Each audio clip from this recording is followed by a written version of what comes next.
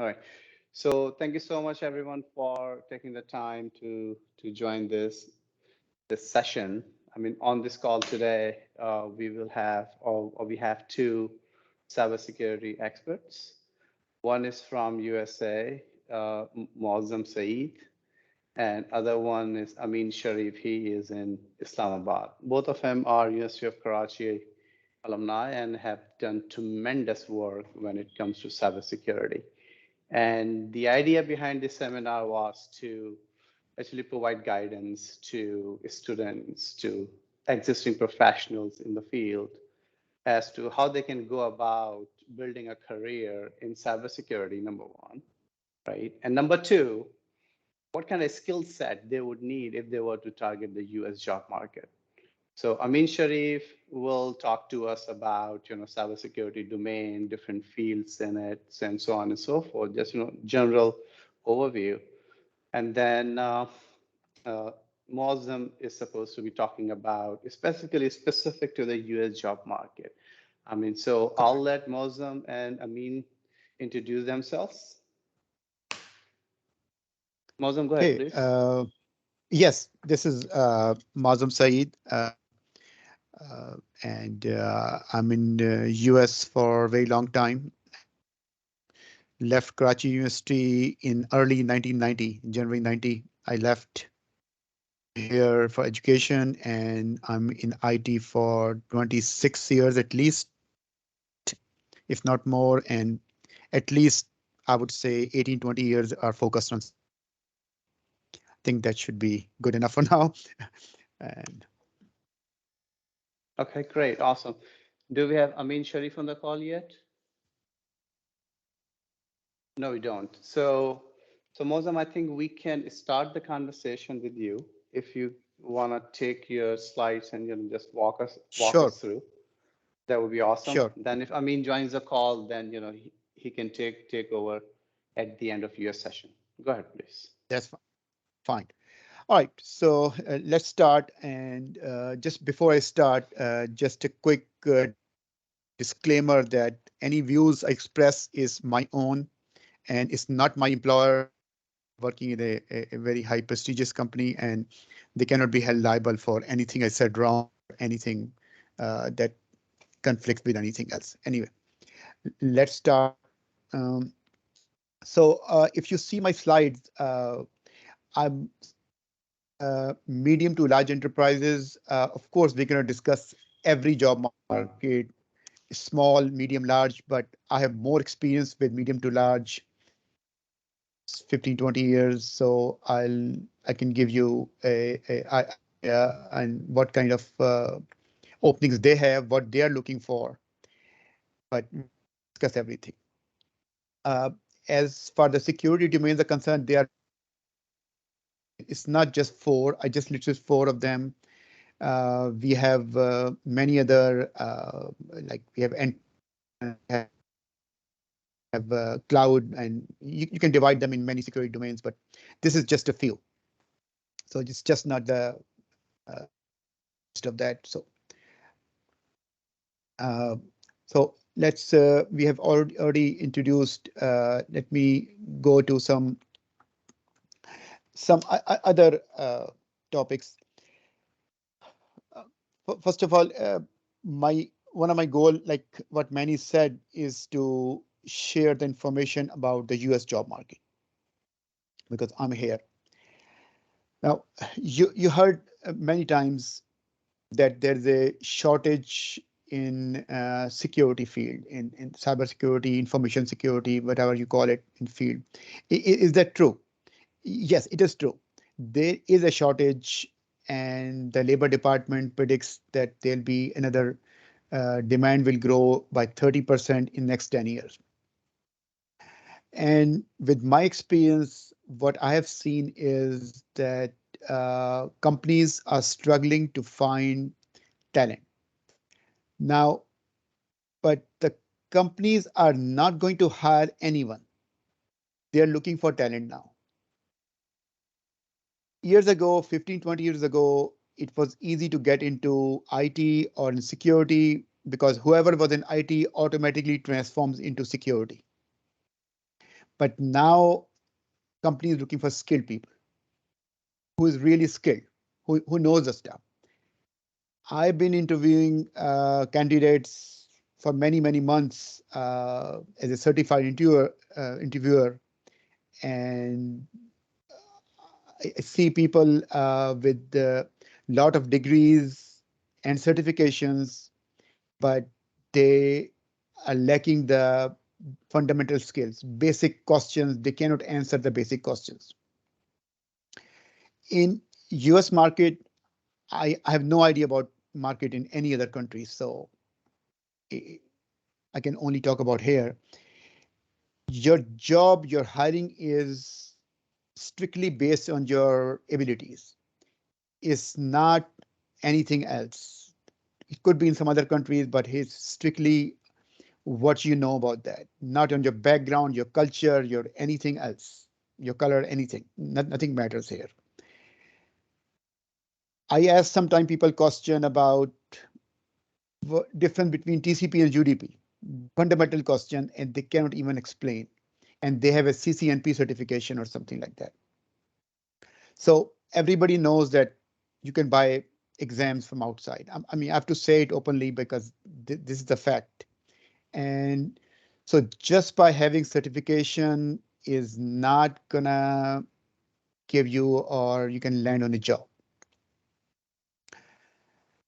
We'll come to that other stuff. I have listed here some products, and the reason for that is just to give you idea what's used in big or medium enterprises and what's important.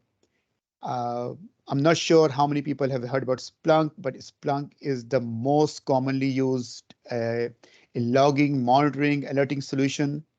It's really robust, the most powerful logging solution I've seen. And almost every Fortune 100 company uses Splunk. It's a must know. Whenever you go to big company, you will be using this solution. It's not difficult to use. You can learn it easily. So I would recommend you should learn and have this on your resume. Other NetScout is more like for network engineers, but also used by some security people also. It's again, it's more about packet analysis, visibility, performance management, and all those things. Many companies, the big companies, they have their own logging solutions, alerting solutions, because monitoring is huge. Because the companies have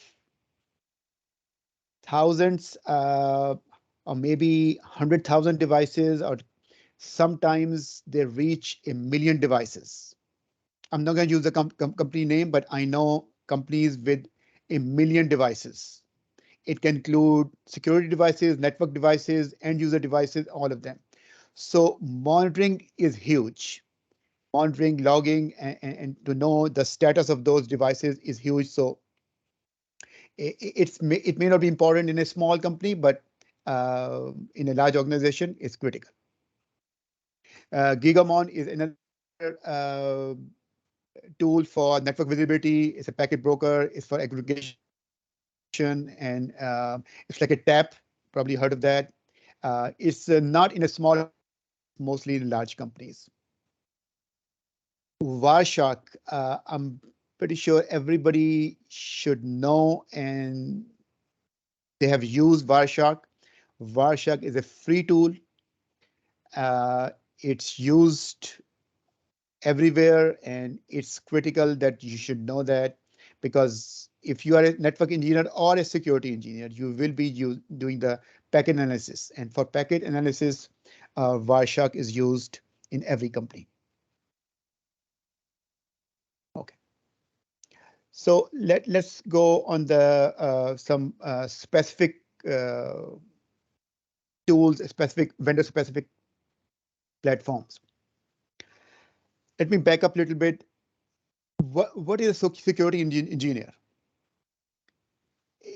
Is this by doing a certification or what? So security engineer is basically a network engineer with additional knowledge tools, security products, I should say. So for security engineer, you should know the fundamentals of network engineers, all the basics, and it's critical basics. What is TCP? What is routing, switching, and all those things you need to know in great depth. On the top of that, you need to know the product specific knowledge. Uh, for a network engineer, they go deep into routers and switches. You don't need to go deep into routers and switches. You need to know the specific security products. The first one I mentioned, which is my focus also for last 20 plus years, is firewall. Now, firewalls, the advantage is every small, very small to very large company, everyone has firewalls.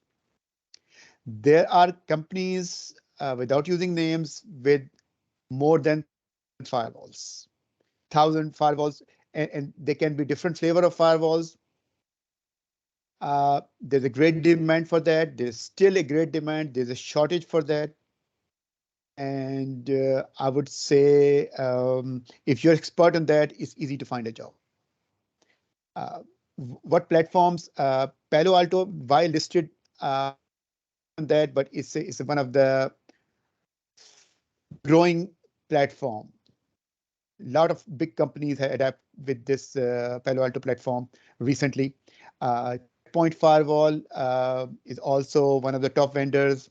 Fortinet, ASA is also popular. It's used in small to big companies. It's everywhere also. Combination of because in a big enterprise, example with the 100,000, 200,000 employees, everybody goes to web for any reason, for their application, for their work, for searching anything. And when they search, they go through proxy and firewall, both of them. And it's a very complex setup in big enterprises. It's a mind-boggling concept that how the packet travels from firewall to proxy, back to firewall, back to another firewall, go to load balancer, go to security checks, antivirus checks, and many other checks before it gets to internet. So design is critical, but let me go to proxy. We have Blue Coat and McAfee, Cisco. They're the big vendors. There may be more. There are SIM solutions by Splunk, QRadar, ArcSight, and SIM is typically a separate group that handles SIM. SIM is your alerting and event management solution. It depends if you have interest on everybody has their own interest. Okay. Quickly go over IPS IDSs. Every company, every mid-sized to large company has IPS IDSs, prevention and intrusion detection systems. Tipping Point, Cisco, FireEye, they're big vendors in that field. I have also mentioned load balancing here is typically is not part of security team, but it's in high demand also. I mean, experts in load balancing is in high demand, and it's a interesting. Sometimes it falls into under security also because there is a lot of security built into that. Port translations, netting, and all those things is built into F5s. Other than that, some other skills, the change management. Now, change management may not be important for small companies. They do not have these kind of requirements. But for big enterprises, it's they spend a lot of time and effort on compliance to make sure everything is under compliance, follow the rules, regulations. Sometimes they have to follow rules for different countries. Europe is different, Asia is different, and US is different anyway. So there are sometimes their jobs for incident manager job is to handle all the incidents. Problem manager take care of any existing issues, how to deal with them, research them, and there's the ITIL certification for that. And some people prefer that. This can be a part of security. It's a general. It falls into multiple fields, but security person can also be part of this uh, DDoS protection. Here, it's part of perimeter security. There's a product called Arbor, and there are other products used for DDoS protection. And why I mentioned here again, this is not relevant to small companies. They're not target of DDoS, but pretty much every big corporation enterprise is they got attacked, but they got DDoSed sometimes some companies face this every month. I would say every week sometime. It's a very common attack because it's not easy to hack into big corporations. They have multiple layers of security, but DDoS is easy. So there's a production need for DDoS also. Cloud security, you can read about that. It's in very high demand right now. And if you ask me what's the most paying, most rewarding career, it is cloud security right now. And it's just because of shortage. It's a supply and demand issue. They still need, because more and more companies are going to cloud. They need more people who understand the cloud. It's not very difficult. If you can do security, if you understand networking, you can just understand cloud or cloud security. Cloud security, what you need is basically understand the cloud, how the cloud works. And there are a lot of free seminars and training sessions by AWS, Azure, and you can learn about that, and you can get into this one. On the right side, I mentioned coding. You don't need to be a programmer. Unless you want to be in a programming field, you don't need a programmer, but you must know some coding, basic scripting, shell scripting, the bash shell, Python little bit. I'm not asking you to go start learning Python, become expert on that for security job. Basic understanding, but shell scripting, general coding is a must. Uh, Linux. Why I'm saying Linux here is, why it's critical here is, uh, 15, 20 years ago when I was in IT, I see people were coming up with appliances. That the word appliances evolve. I see this word evolving. I said, what is appliance? It sounds very nice in the beginning, appliance. It was nothing. Appliance was basically just a computer, just a server, a computer with additional network cards. And most of the appliances right now, the underlying the operating system behind that is a Linux operating or some form of Linux, CentOS, or any other form of Linux. And sometimes they modify that operating system in a different way. But if you know Linux, you can handle that. Another reason for that is in big enterprises, they have disabled this GUI access. Every firewall, for example, every proxy, they have a graphical user interface, but that interface is disabled for security reasons because the auditing is not easy in GUI interface and many other reasons. So sometimes, for example, the firewalls I use on a daily basis, the GUI is disabled, so you need to be expert on the command line. And if you expert on Linux side, you can learn the other side. So this is critical also. Automation, why I'm saying it's a growing trend. 5 years, 10 years ago, it started and it still is hard because multiple reasons. It saves time and you can avoid some mistake, the human error, because human error factor is always there. So of course, if you know scripting, machine language, and all those things, You can work on automation, and there's plenty of jobs out there. There's a good demand if you know automation in any of those fields.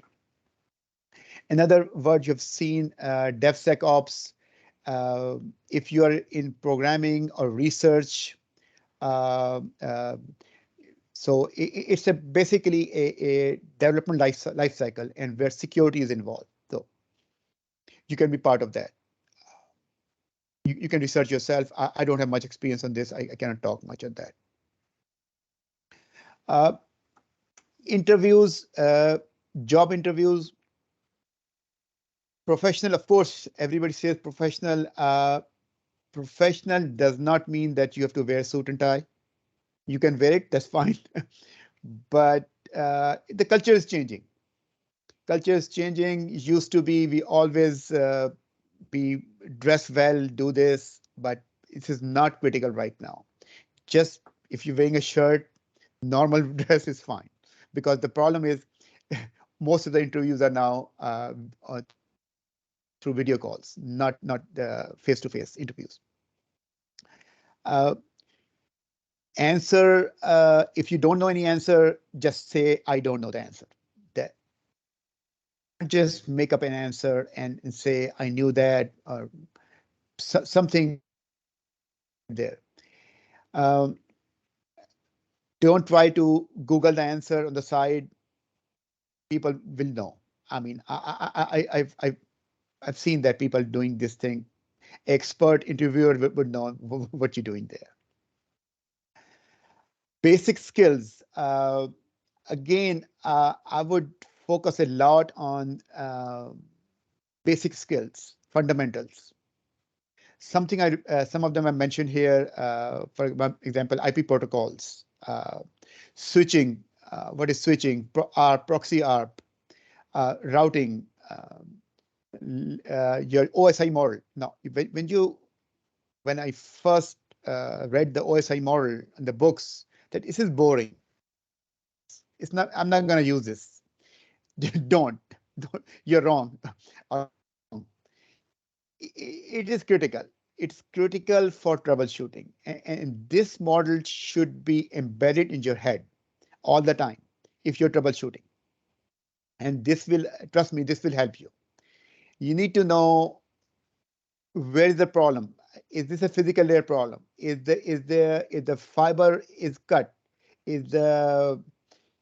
Are you getting anything on your network card when you're troubleshooting? Is it a layer 1 problem? If you're you don't see your MAC address on the switch, it's a layer 2 problem. If your IP is not routing properly, layer 3 problem. Your port is blocked, layer 4 problem, and so on.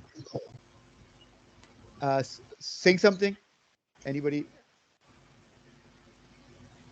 Hey, Ameen. Yes. How are you? Hi.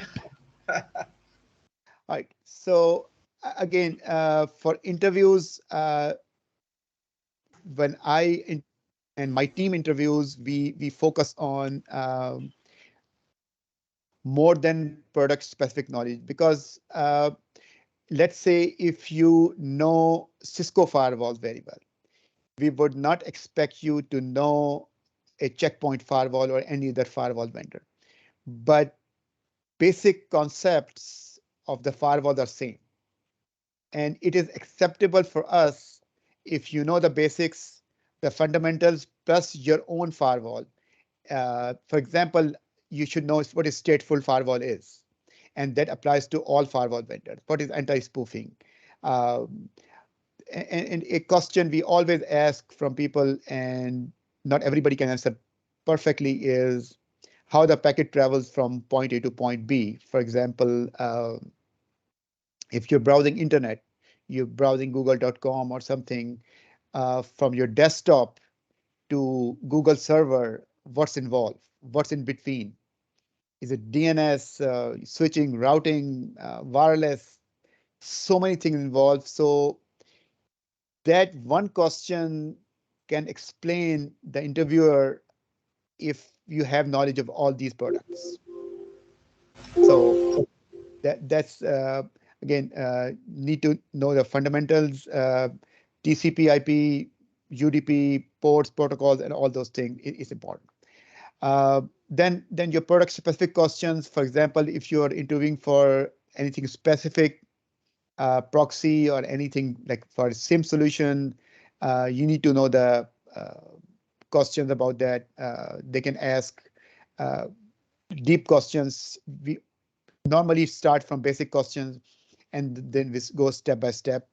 And it depends also if you're interviewing for a tier 1 engineer, tier 2 engineer, tier 3 analyst, or what kind of position you're interviewing for. And then sometimes if the interview is for subject matter expert, then there'll be really tough questions, scenario-based questions, like what you have done, and a situation where this happened and how do you handle that. And again, the specific knowledge would help in this one.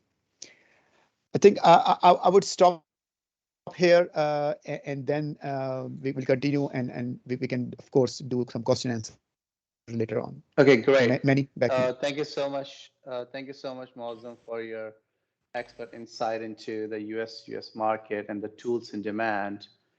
So Ameen Sharif has joined us. Ameen, so thank you so much for taking the time to join this call, and I'll let you take it from here. I think it would probably be fair to give you 20 minutes of your time, and then 10 to 15 minutes at the end for Q&A. There are a few questions about penetration testing. So at the end, I can also share my own thoughts and my own experiences with all these penetration testing and everything, because we do work with InfoSec and cybersecurity experts to actually, penetration test us on a yearly basis. So, Ameen Sharif, it's all yours. Go ahead, please. Thank you. Thanks, Mansoor. Can you hear me now? I can hear you yes, fine. Totally. Yes. Okay. Thank you. So apologies for not able to connect on time. I tried my level best. Still, came to know a few things. Team not compatible with Firefox. So yes, it works on Edge and the Chrome, but Firefox is not compatible. And the desktop application somehow it got stuck. I tried installing, reinstalling, even restarting Windows, but that didn't happen. Finally, I got the application working on Google Chrome. It's working fine. I was able to join. So humble apologies for being late. So here today, I will be talking about how to move forward in the information security field and what could be the most probable way to avoid the pitfalls here. And having the experience for the last 25 years, I would share something that what the new entry and the new entrants into this field, they should keep in mind. So just as we all know, the main categories in the information security, if we talk about generally, they fall into the offensive or the defensive thing. So that is one, the prime level. At the very top level, we can have this segregation. It's like we talk about the police and the thief thing, and so offensive and the defensive, but we can talk later more into details about that. So offensive is the one who are into the active side, penetrating the networks, exploiting the vulnerabilities, not always on the bad side. The bug bounty hunters, they are all also on the active side, or I would say on the offensive side of information security. And especially in the military sectors or the government sectors where the appropriate information security departments are there, they also work to exploit the vulnerabilities in the adversary networks, as well as in the commercial sector. We use the term commercial espionage. That is also very relevant. So generally, once we talk about the offensive, we take it with these, we say the black hat things, but generally it is not true. It all depends on in which sphere you are performing. It is just like that for a country, you are working for their information security department and you are trying to exploit some other country's network or to launch some attack. So for that specific country, you might be doing a very good job and you might be having a praise. But for the countries which is under the attack, you are definitely not working good. And internationally, it would be termed as an exploit, but no one generally accepts it. It is also through the forensic investigation, we could sometime probably claim with high probability that this attack was launched by XYZ country. So the offensive side is the one where you are actively trying to exploit the networks vulnerability, operating system vulnerabilities, web vulnerabilities, even the SCADA networks and others where at the from physical level to the top layer, you are trying to exploit and take benefit, whether in a legal perspective or the illegal perspective. The defensive side is the one in the information security domain where you are trying to patch the vulnerabilities, having the good configurations for your firewalls, having the proper policies in place, trying to follow some guidelines, international standards, the regulations in those countries, or maybe an ISO standard 27001 information security management standard or things like that. So generally, once you look at the information security sphere, there are more jobs into the defensive side as compared to the offensive one. Offensive side, the jobs are very limited, but they are very, very highly paid. For example, bug bounty hunters and zero-day vulnerability discoverers and things like that. On the defensive side, the number of jobs are more, but they're not as highly paid as compared to the offensive side. So once we talk about the defensive side, you get to know the, for example, code reviewers, the software code reviewers, firewall administrator, network administrators, database security administrator, website security administrator or website administrators. These are the ones we look for. And then on the mid-level scale, information security manager, and the top level is the chief information security officer. So generally, the information security line, if you're working in the defensive side, so you start with the entry-level jobs for 4 to 5 years. You work across the field. You go with some certifications. Then you get to the mid-level job. Again, there 5 to 8 years, and then you go to the maybe the second to the CISO or the CISO one. So in the broad sphere, once we talk about offensive and defensive, so you have to see yourself, so where your actually interest lie. The security is a 24/7 job, wherever, whether it's a police or whether it is a information security or it's FIA, CIA, any other in the security fields, that is actually a 24/7 job. You should not think that it will be 9 to 5 or a morning shift or an evening shift.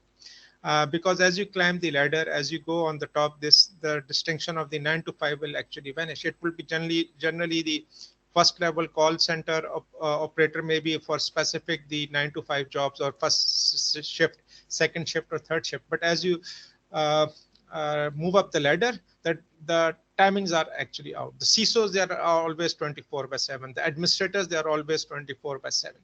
So until and unless you are committing yourself to this field for the 24/7 actually engagement, you must have a thinking, because down the line 5 years, 6 years, these timings would not be applicable.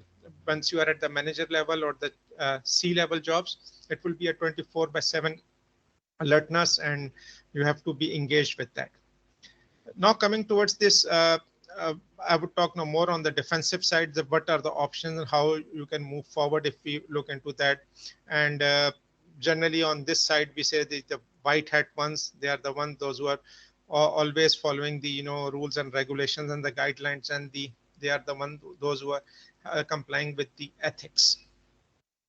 Yes, Mansoor, you raised your hand.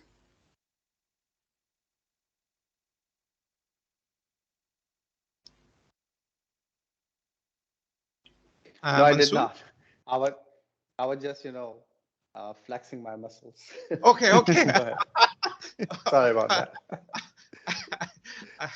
Okay, so now coming back towards this defensive side. So in the defensive side, what could be the appropriate way to get into this information security? So with the information security domain, you need to have a very vast breadth of the knowledge. Horizontally, you have a very it's a very broad field. You need to have a knowledge of almost everything, but you should develop the expertise in few. That is very much important. That if you need to excel, you must choose your field early in this domain. You must be having the general knowledge of about information security of all normally disciplines, but you need to develop the expertise in few.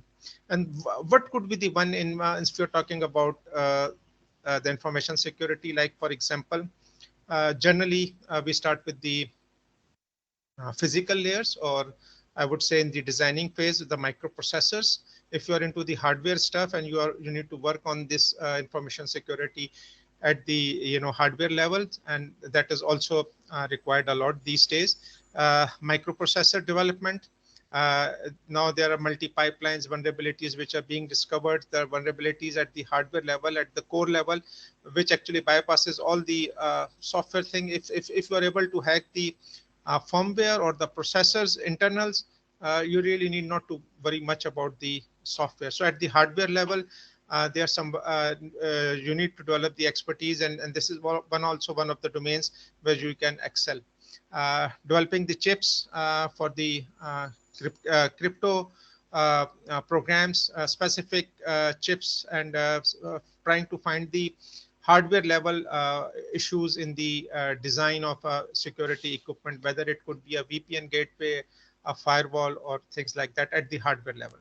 Then comes the hardware and the firmware. They are very much tied together. So at the BIOS, at the firmware level, and the hardware level, that is also very applicable. And these have been exploited a lot. For example, the physical controls of the one of the nuclear centrifugal plants in Iran, those were compromised, and though that was done at the hardware level, changing the speed of the centrifuge, and eventually those centrifuges got collapsed. So it was actually at the hardware level, and through some software as well, compromising the crypto keys, the public-private keys was compromised, and then they were able to assess those. So hardware is the one field. Then coming to the software, we have the operating systems. You need to know about the general operating systems. You need to have a really good hands-on experience with the Windows as well as flavors of Linux. And if you are working at some telcos or other, it would be Unix. And the utilities, the big utilities, you might be having to be familiar with the QNX, the real-time RTOS, the real-time operating systems. And then the mobile phone OS, Androids, and the Apple iOS, those are among those. So at the defensive side, the operating system is one complete domain, and it really needs time to develop expertise in the different operating system. Then come the applications. There are general applications which are being used worldwide, and how those can be compromised. For example, Microsoft Office, it has gone also live with the name Microsoft 365, the browsers, internet browsers, and other applications. So you need to develop the expertise in that, especially how they are on the network levels, and how those can be configured securely, and what are the general vulnerabilities are happening in those realms. Then come the databases. More or less the wide scale, actually, whenever the data breach happens, it's generally the records at the database which gets leaked out. So in the databases side, we also have the different flavors on both on the Windows and the Linux or Xnix versions. So information security personnel needs to know quite a number of things about the databases. You cannot remain aloof just knowing the operating systems. You have to be knowing about the databases, how those are act, how the relational databases act, how the distributed file systems are working in relation to the databases. These needs to be known. So this is one very specific field about the databases.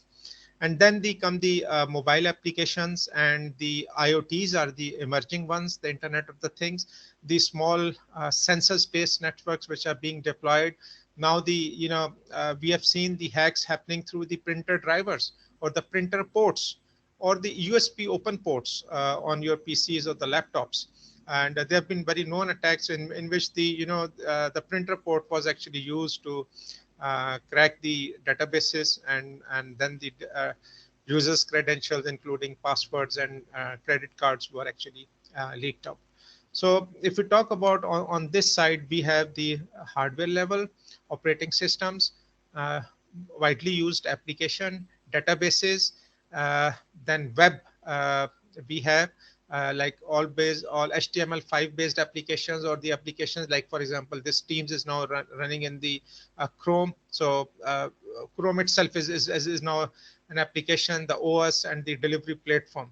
So these are the specific ones which actually hackers get attracted to it, because once they exploit one, they are able to exploit millions of the users, and millions of the users can be affected through it. And then the mobile applications, OS mobile application software, and the IoT. So these are the generally 6 main fields in the we talk about the defensive sides, and here you need to develop the expertise. So now coming down, how we can move forward into that. So generally, as far as I have seen, the alumni which are working, we're trying to enter into the information security field. They're into the first year or second year of their BS or BS in computer science, or some universities they have started directly the information security discipline at the bachelor's level. So my thing is, with respect to the information security, that it's a very demanding field, and you need to have a knack about security, or a feeling, or you should be having a very strong sixth sense, because the observation is paramount in the information security. Having been the network administrator and system administrator, if I could have just look at the flashing lights of a router or a switch, I could tell that whether the network is running fine or something wrong is happening, just by looking at the lights of the switch. The one with the experience can tell what is happening at the network. So this type of observation you need to have. The same goes with the software review, that if you see some malicious code, and if you are able to see the dumps of the Wireshark dumps or other dumps, and if you can just review the codes, if you have seen good code, then you can immediately point out the malicious code or something is wrong. Same goes with the network packets and the flags and other items which you only can differentiate if you are able to observe properly. So in this regard, I would say the basic is the enhance your observation. Because once you observation with respect to your computer usage, network usage, configurations, and basic parameters like observing the URL bar. It's very because there are a lot of information in that area. The same goes with the trace route, and the same goes with the ping. That all these actually applications and the results of those gives you hints about different activities. Once you know the normal, only then you can differentiate between the abnormality or the violations happening somewhere. So that's actually very prominent. The attacks are also now, because of this thing, the attacks are also now increasing. The AI is getting into it with respect to the detection and patching the systems into that. But only this thing is, if you're able to differentiate what's the normal, what is good, and what is bad. You need to develop the instinct for it. And it comes with the experience. There is no shortcut to it. So with respect to that, and if you want to enter into this information security field, so develop the good information about the networks, operating system, the softwares, and the general working principles. Try to read the RFPs.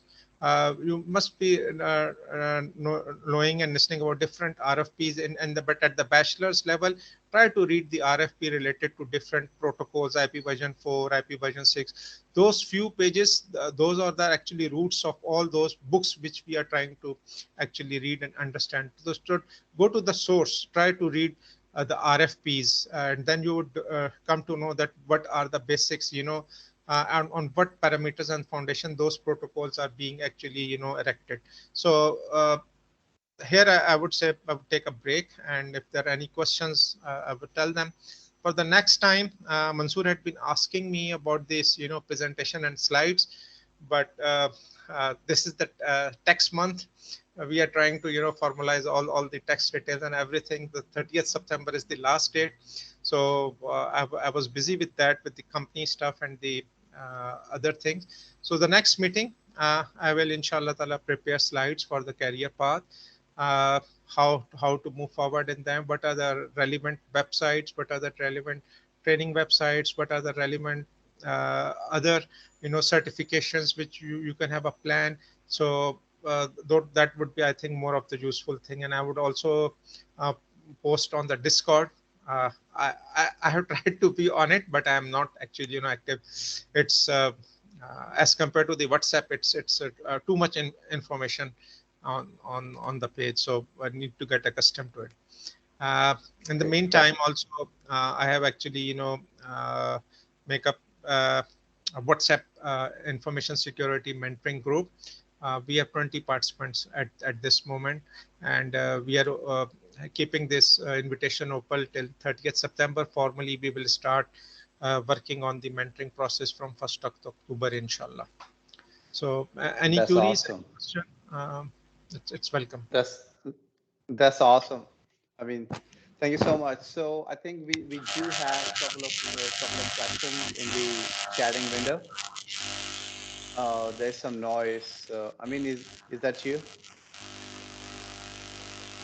I switched off my mic, and noise is not coming from me. Okay. So there is somebody. Okay, now it's gone. Okay, great, awesome. Thank you, guys. So thank you so much, Ameen. So basically, we do have few questions in the chat window. I would definitely recommend Ameen and Muazzam to actually review those. And I'll take 2 minutes to actually tell everybody about, in general, penetration testing and what has been my experience with it. So, and I'm going to talk about a specific case. So basically, think about US, right? There are so many rules and regulations and compliance guidelines, and states and the federal government, as well as different private entities, they have their own compliance frameworks. You might have heard the names such as SSAE 18, SOC 1, SOC 2, PCI compliance, PCI DSS compliance, HIPAA compliance, so on and so forth, right?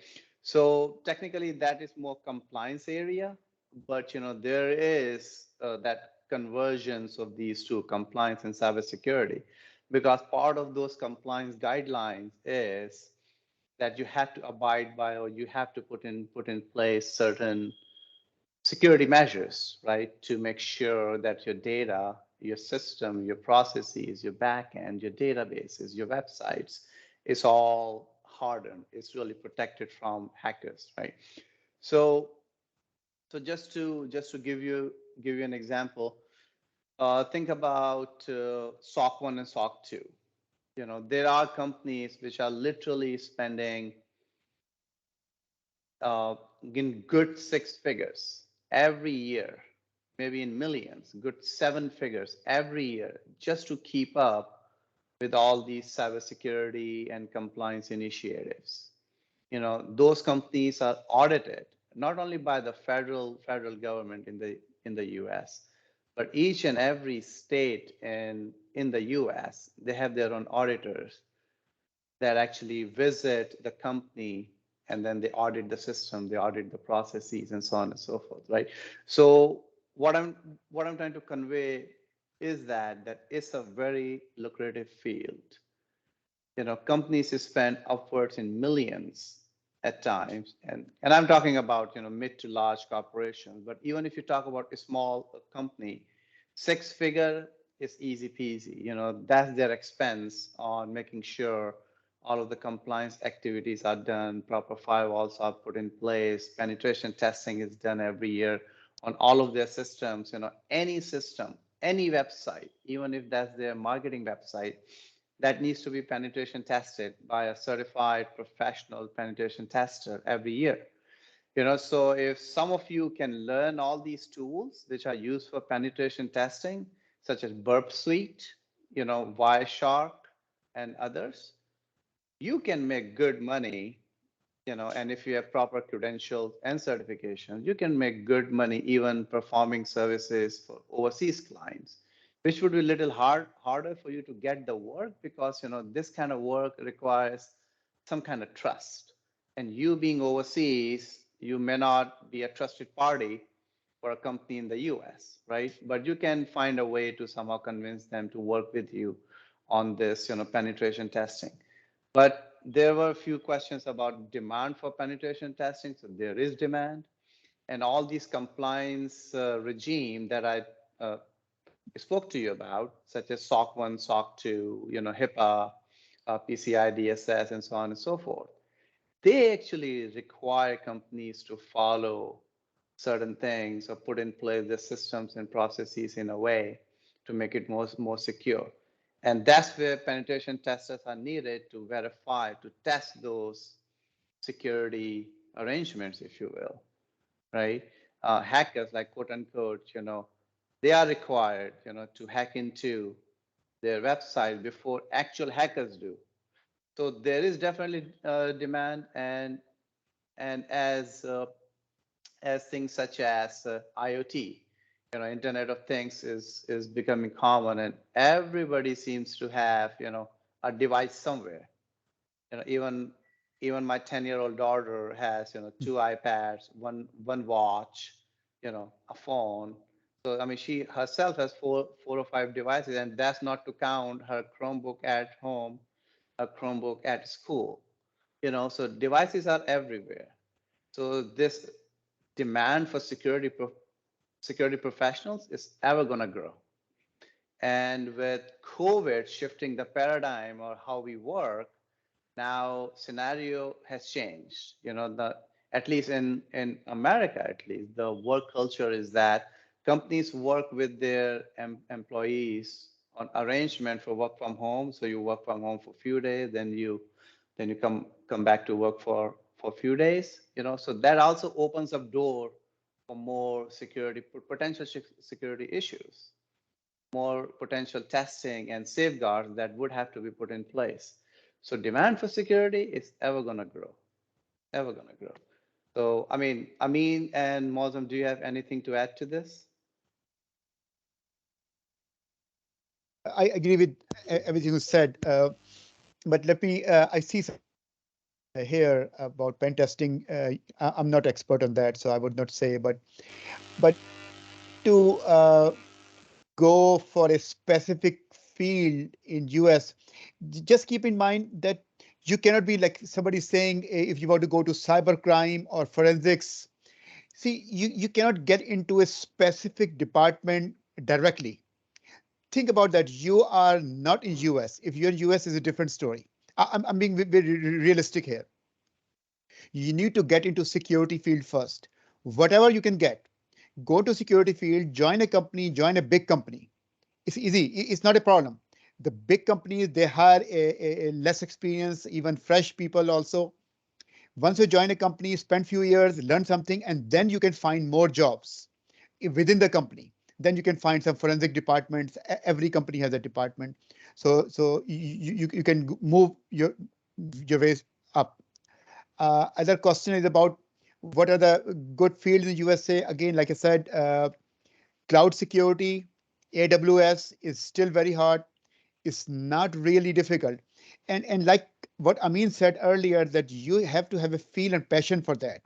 You didn't use the word passion, but I want to tell you that if you don't have passion for IT in general, it's not for you. Sorry to say. You will probably find a job, you make some money, but you will not grow. And you develop a passion, love for that, if you can. And then and your certification, somebody is asking what certifications are needed. You know what?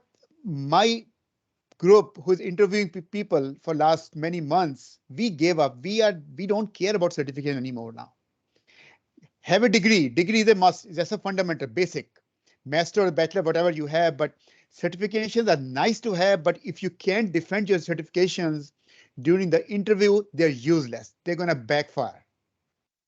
So have a CCNP and you cannot answer basic networking questions, subnetting mask or something is useless. You're going to be rejected.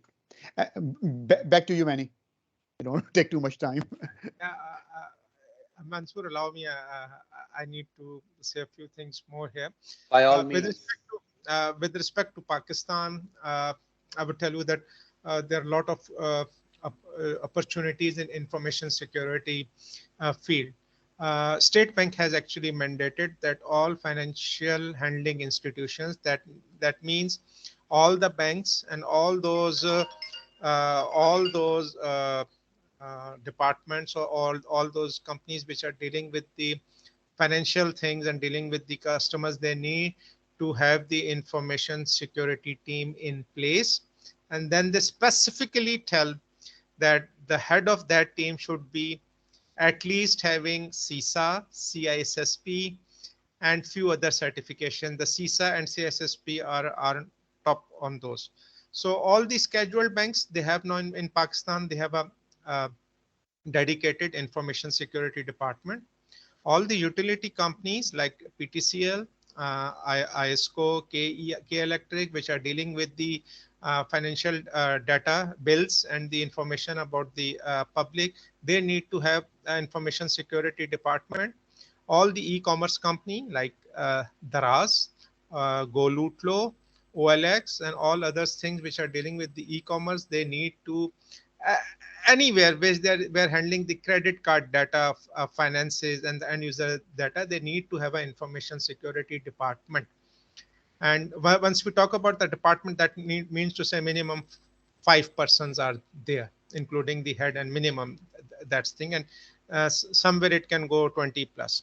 So we have seen here the number of the CISOs here in Pakistan. Most of them are my colleagues here, and they generally ask for the good candidates, and they have a lot of openings, but they're not getting the better candidates here. So this is one thing. The banks and the e-commerce company, they are the ones. Second, the government has actually opened up a lot of information security billets, I would say, and the job openings. FIA is the one.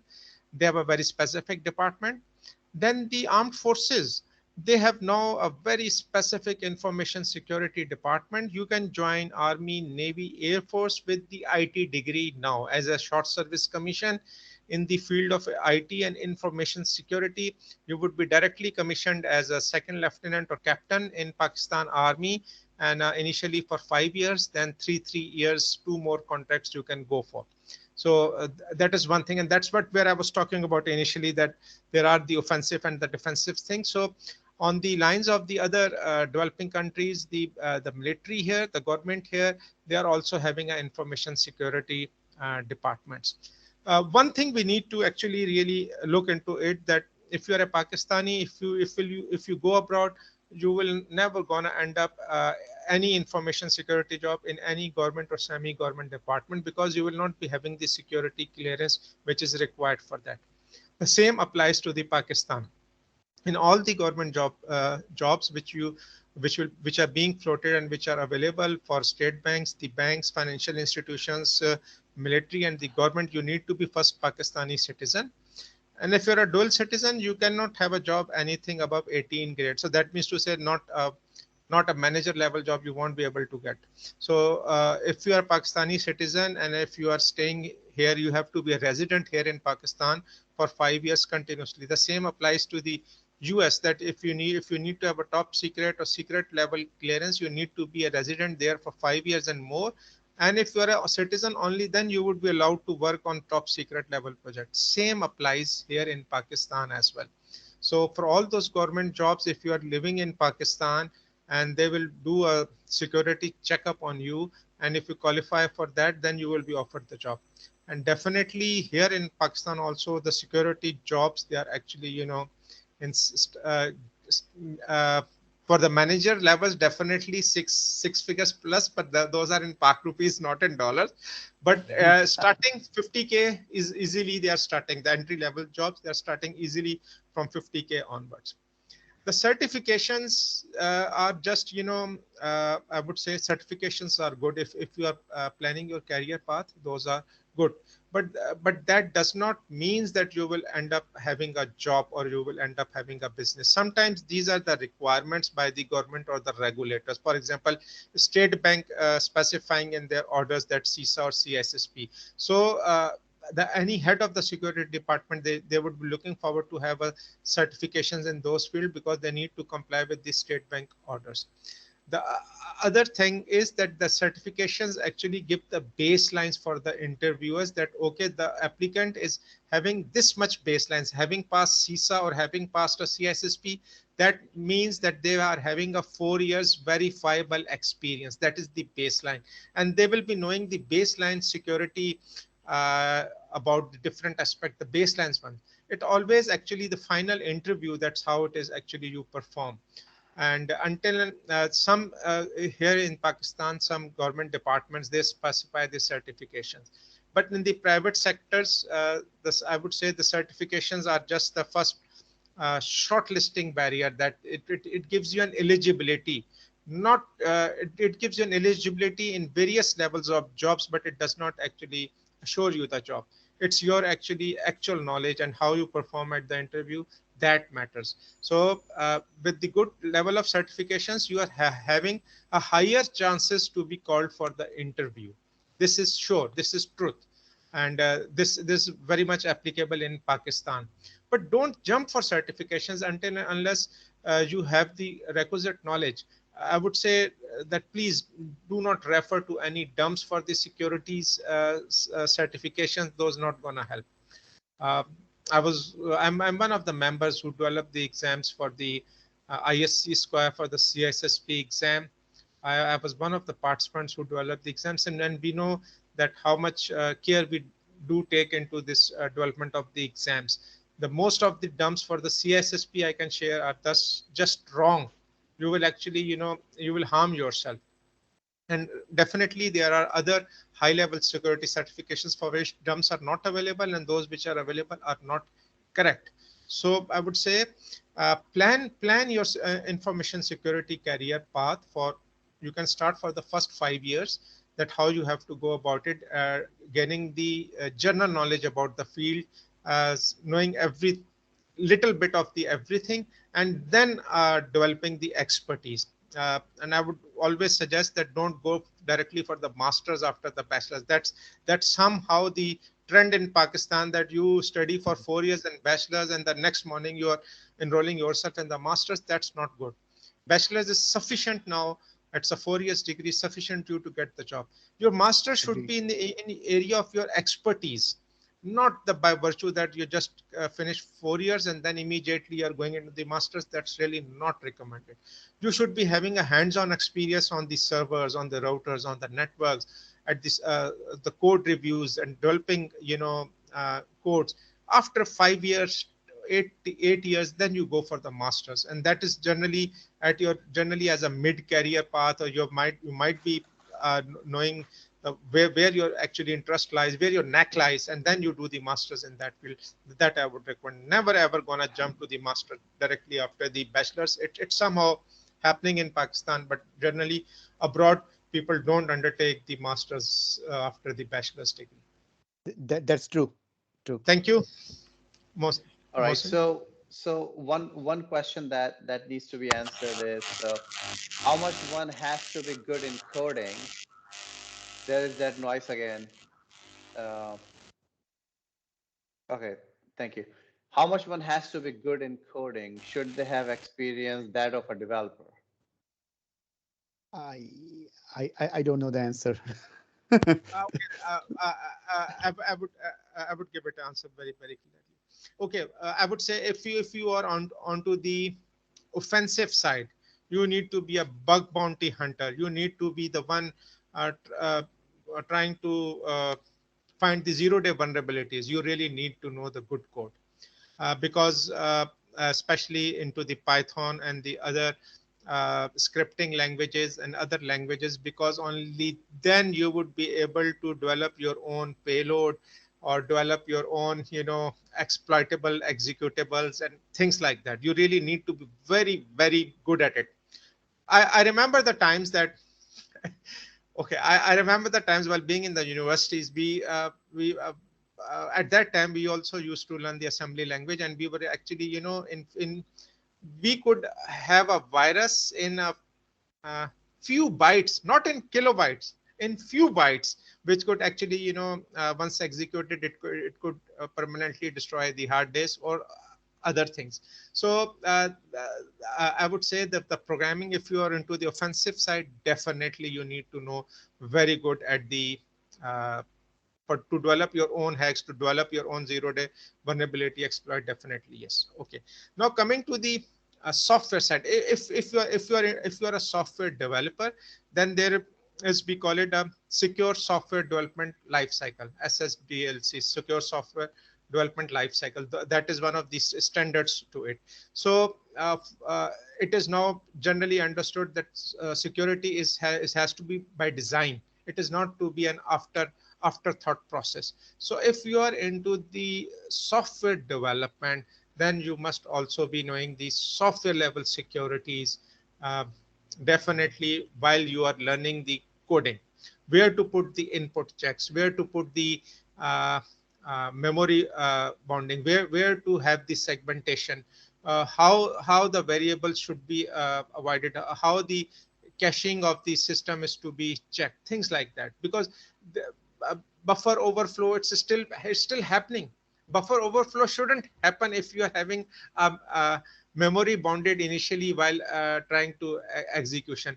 A page fault shall not occur if you are having in running your software in a segmented memory. It's so all these things happens because while the development, we forget, because of the, we are in the hurry, or we are not taking the due care of the security system, these errors occur.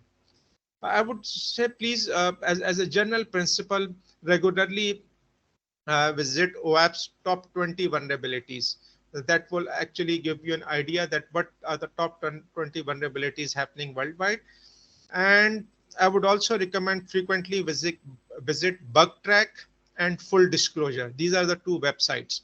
So if you are into the software or into the networks or onto the offensive sides, Full Disclosure and the Bug Track, they actually, give you a lot of insight actually. And the Full Disclosure, basically, they actually tell you what is the actual vulnerability and how it can be exploited, but they only disclose it while giving 90 days notice to the original developer, original website of Microsoft or things like that. And they disclose it for the general benefit of the public, that if the company which developed that software, OS or application did not patch their software for 90 days continuously despite being informed about the vulnerability, then they fully disclose the vulnerability and how it can be exploited. So this is one of the very good learning website also. As a system admin, we always, on the daily basis, I had the routine to daily check the Bug Track and Full Disclosure, that what's happening, and OAuth 200. And then once I was at the CISO level, I had informed my subordinates that these are the websites which you need to check on the daily basis and see whether we are being affected or not. So whenever you are in an organization, you must be knowing what software, operating systems and other items are being installed, and what version numbers. And then you can actually, on these websites, you can have a uh, have a filters on it, that if anything relating to these versions or these build numbers, an alarm should be generated and you are informed, so that you can immediately patch. And one more thing, worldwide, majority of the hacks or disruptions, they happen at the weekend or the long weekend, Christmas holidays, Eid holidays, 14th August, and things like that. So generally, the information security guy, weekends are all or most of the time disturbed. You would be lucky to enjoying your weekends. If you're an information security manager, you would be lucky to enjoying the weekends. And especially also the network department and the database department, they deploy the updates and patches on the weekends or the long weekends, because that is the time when the less of the public is expected to use these services, and that is also the time that the hackers and the other ones, they're just trying to hunt those, that because the security workforce is also less, and if there any alarms is raised about on any firewall anything, it is not addressed immediately most of the time. So those are the few sharings which I thought that I can share, and one can look into that. These websites, please have a look. So the question Great, was awesome. the software programming. Yes, but expertise only and only if you are into the software development side. Otherwise, just normal how the software works. And this is a basic course in the bachelor's. Everyone goes through it. They go through some of the software. But if you are into the software, definitely you go. And it all depends on the fields which I said. That they are specific. Those they work very good with the databases. There are some who work very good with the router switches, the network guys. They're very good instincts with the networks. They can understand IPs, subnetting, supernetting, and things like that, AS numbers. But the software one, they can understand the variables and logic flows and things like that. So it is not necessarily that you can have an expertise in all of them. It's extremely difficult. But you can have a knowledge of almost everything, but develop the expertise where your heart lies, where you feel working. Develop the expertise in that. Thank you. Great, thank you so much. So I mean, might you be able to please post the URLs to those two websites that you mentioned, please? Full disclosure and bug tracker. So that would definitely help. I was trying. I was trying to look into the screen. I am into the browser, and not all functions are available here. Okay. Okay. I actually couldn't find initial. As I don't know at the Teams. With the Zoom we know how easily to put the meeting numbers, but at the Teams I still don't know where to put. I really don't have any text bar here on my screen. Okay, I don't that's see any fine. I place. mean, you can just But send me a it's message and bug I'll track take and care full of it. disclosure. Bug track, just write it on the Google, and full disclosure, you would, I think first two results you would be into the that. I would send you in the links also, Mansoor. Okay, great. Thank you so much. So one last thought from me, at least for the audience, is oh, by the way, that noise is coming again. Can you guys go mute? Thank you. So one last thought is how can you distinguish yourself, right? Definitely hard work, dedication, and your credentials definitely matter. The experience that you have definitely matters, right? But also think outside the box. So Ameen mentioned something about State Bank of Pakistan requiring certain certifications if somebody were to touch general public's financial data, right? Like fintech companies or banks or so on and so forth. Subscribe to those emails. So you will be the first one to know what State Bank of Pakistan is going to require in next 6 months, and you can begin to work on it now, right? Similarly, look for emails and LinkedIn pages for SEC, Security and Exchange Commission Pakistan. You know, I mean, noise is coming again. Can you go mute, please? Sorry, I think that this is. It's already mute here. I switched on the mic now to. Okay. Okay, great. So, and then, those LinkedIn pages, as well as the email alerts, will keep you up to date as to what these government bodies will require in coming weeks and months and years to come. I've been following these entities, and SECP have been lately have been pretty active in terms of coming up with frameworks and rules and regulations about, certain types of systems and the websites. So do follow those, right? But last but not the least, think about starting your own cybersecurity consulting company. Start a company, work for that company and provide services to your clients, and then gradually grow your footprint. That's the way to do it.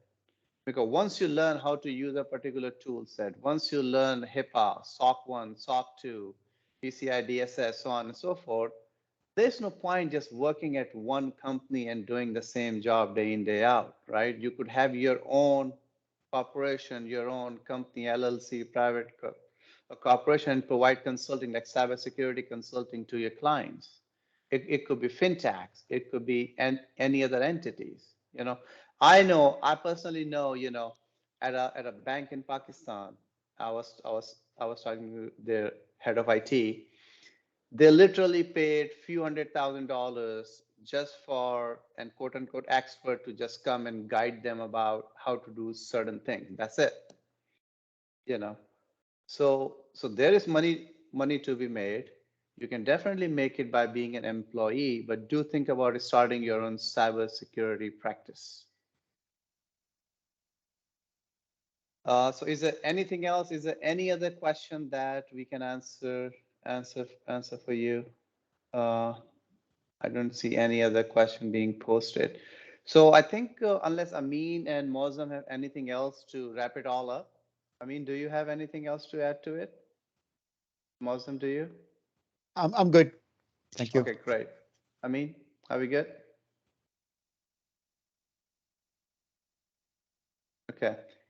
So I think that's pretty much it. So I thank you all for taking the time to be on this call. I will be posting it on the alumni YouTube channel. And good luck to everybody on the call. And again, thank you so much to Ameen and Muazzam for finding the time out of their busy schedule to guide us here. Truly appreciate it. Thank you. Assalamu alaikum, everyone. Wa alaikum assalam. Thanks, everyone. Thank you.